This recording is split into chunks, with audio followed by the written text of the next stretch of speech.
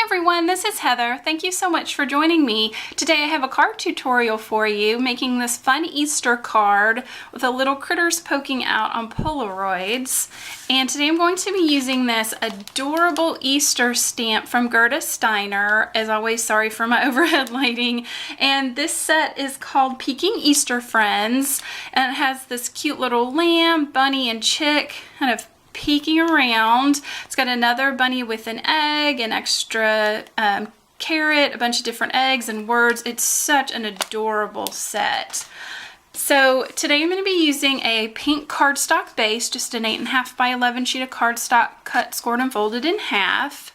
And then I hunted through my stash to find some paper that pattern paper that sort of had the color scheme that I was looking for. And I got out one of my older 6x6 paper pads from American Craft. I don't even know if this is still around any longer, but it was perfect for my project, so I wanted to use it. I've also got some 110 white cardstock for my Polaroids, and then small squares of colored cardstock, pink, kind of a mint green, and a yellow. And each of these have been cut to 2 1/4 so that they will fit behind the Polaroid frame.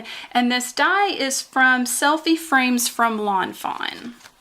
So to start off with, I'm going to die cut my Polaroid frames. So I'm just going to take my 110-pound cardstock. I wanted them to look like they were thick and sturdy. So I'm just going to cut this die out 3 times. So I've got my Polaroid dies all cut out, and I'm going to set those aside. So now I'm going to stamp on each of my different pieces of colored cardstock. I'm using Memento black ink. So I'm going to stamp each of my images pretty close to the edge. I want a little bit of space so that I can adjust them to fit behind the Polaroids. So I've got all of my images stamped out on the colored cardstock, and next on 2 of my Polaroid frames, I want to stamp Happy Easter. So this stamp is one stamp that says Happy Easter, and if you'd like, you could cut your stamps with scissors, but I'm just going to go ahead and mask it off. So I'm just using a piece of regular Scotch tape, and I'm going to cover up the word Easter. And then I'm going to ink up the happy.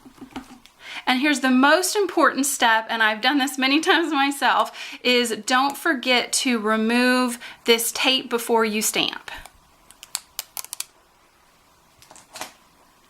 So now I'm going to center the happy on one of these Polaroid frames.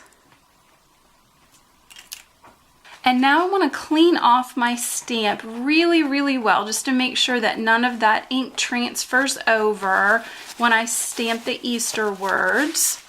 So I'm going to do the same thing with the other side. I'm going to cover up the word happy with the tape, ink it up, remove the tape, and center the word Easter on the second Polaroid.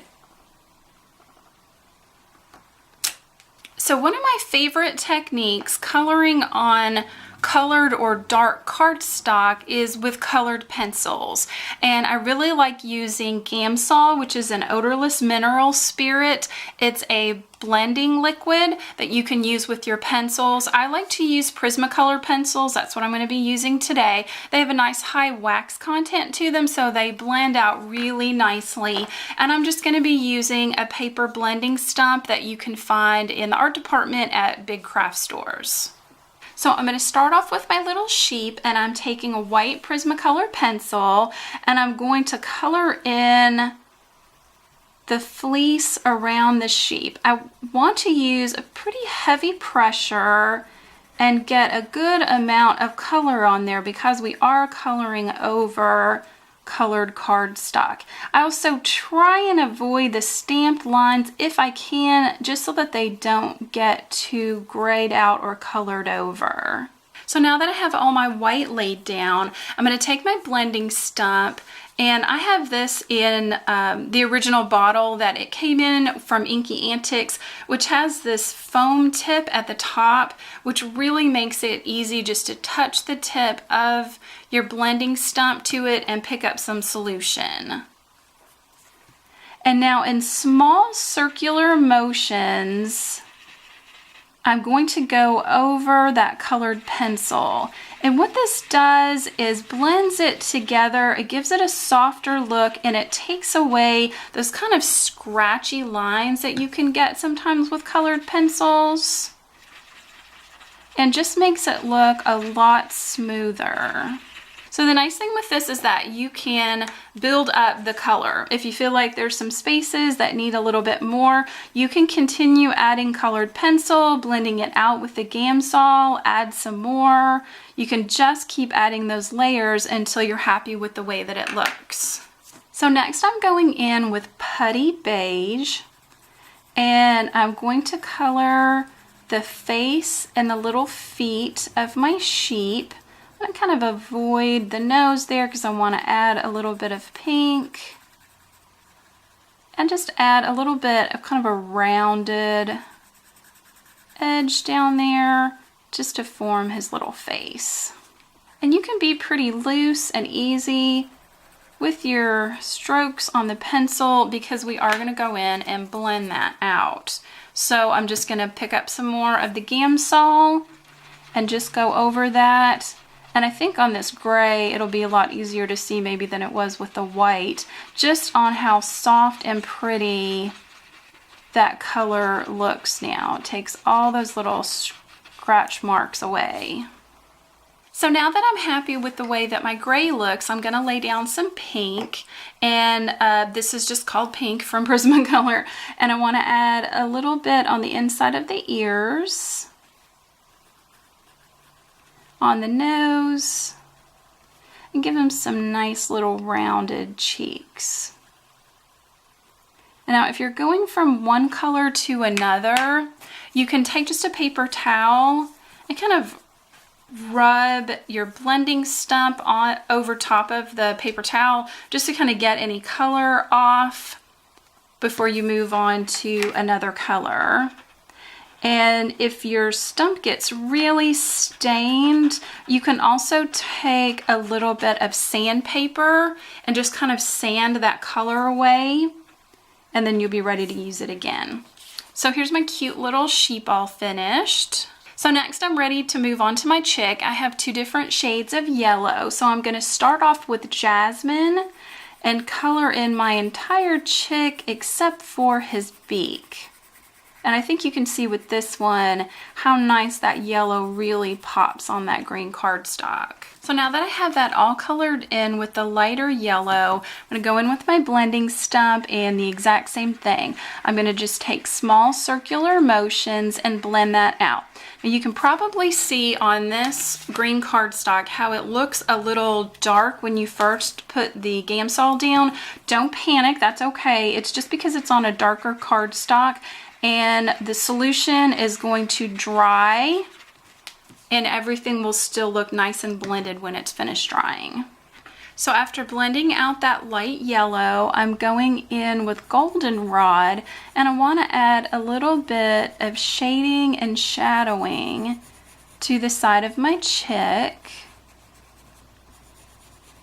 And then I'm also going to color in the beak and his little feet with the same goldenrod color. And I have wiped my blending stump off. I'm going to pick up some solution.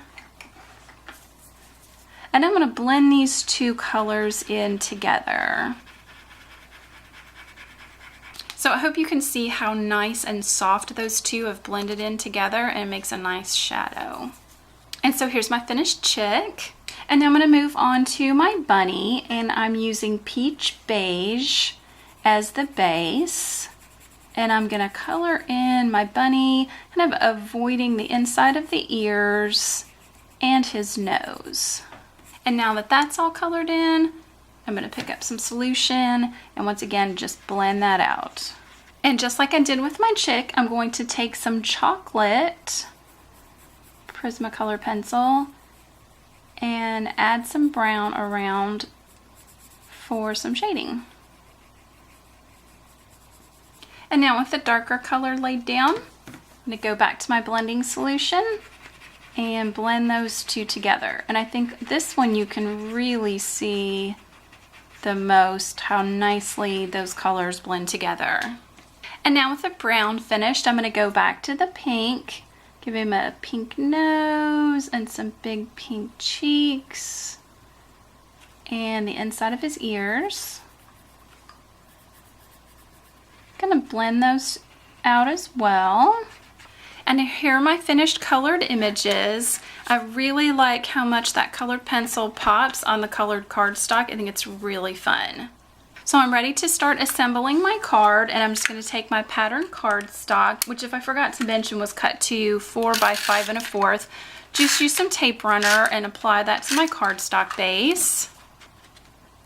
And now I'm ready to apply the little photos behind the little Polaroids. I'm going to add a line of tape runner on the bottom, and then because this is so thin, I'm just going to take some glue pen and run that around the edge.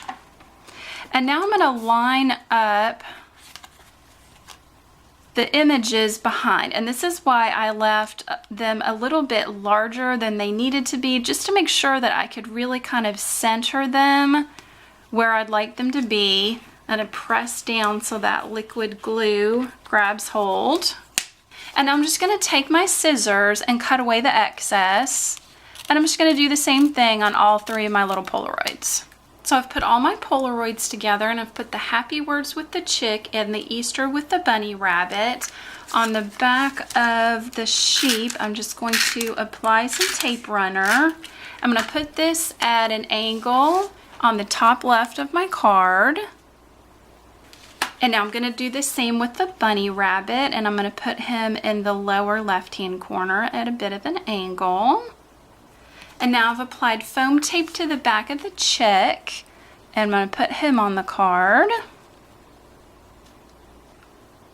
And now for a little extra embellishment, I wanted to add some of these pretty kind of pink hologram sequins, and I'm just going to kind of scatter those around on my card, applying them with some tiny glue dots.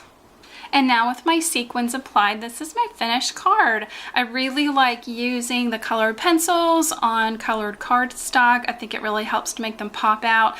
These little peeking Easter animals are so adorable, and I thought they worked really well with the little Polaroid die. So I really hope that you enjoyed this video. If you did, please give it a thumbs up and check out my channel and subscribe for more videos like this. And I hope you have a really wonderful Easter. This is Heather. Bye.